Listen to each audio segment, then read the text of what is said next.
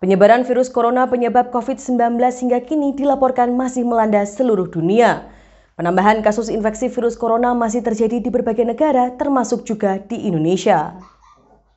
Hingga Kamis 19 Mei 2022 pagi, berdasarkan data Worldometers, total kasus infeksi virus corona di seluruh dunia telah mencapai 524,6 juta kasus.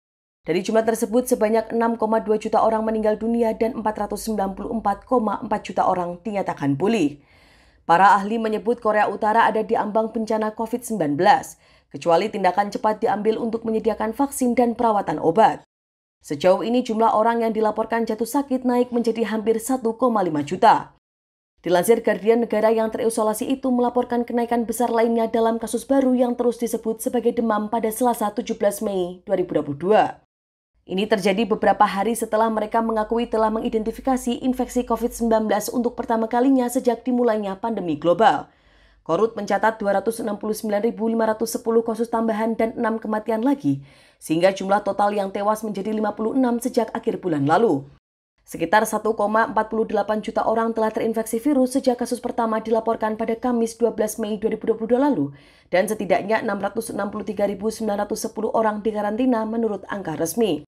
Wabah ini hampir pasti lebih besar dari penghitungan resmi mengingat kurangnya tes dan sumber daya untuk memantau dan merawat orang sakit. Wabah COVID-19 yang signifikan dapat memicu krisis kemanusiaan di Korea Utara, di mana ekonomi telah terpukul oleh penutupan perbatasannya yang dipaksakan oleh pandemi dengan Cina, mitra dagang utamanya. Bencana alam dan sanksi internasional selama bertahun-tahun yang diberlakukan sebagai tanggapan terhadap uji coba rudal balistik juga turut mempengaruhi.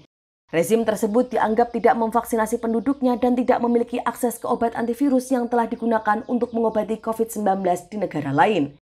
Rumah sakitnya memiliki sedikit sumber daya perawatan intensif untuk mengobati kasus yang parah, dan kekurangan gizi yang meluas telah membuat populasi 26 juta lebih rentan terhadap penyakit serius.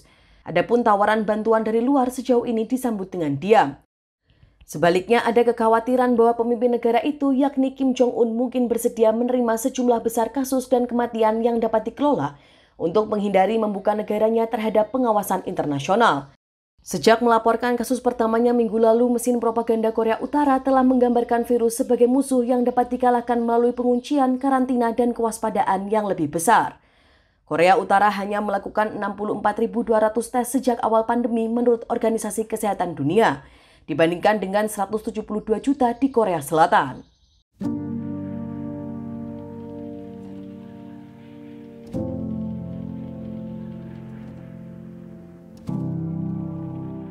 Demikian informasi dari Tribun Jateng Update. Saksikan terus Tribun Jateng Update hanya di channel YouTube Tribun Jateng. Jangan lupa follow, like, dan subscribe sosial media Tribun Jateng.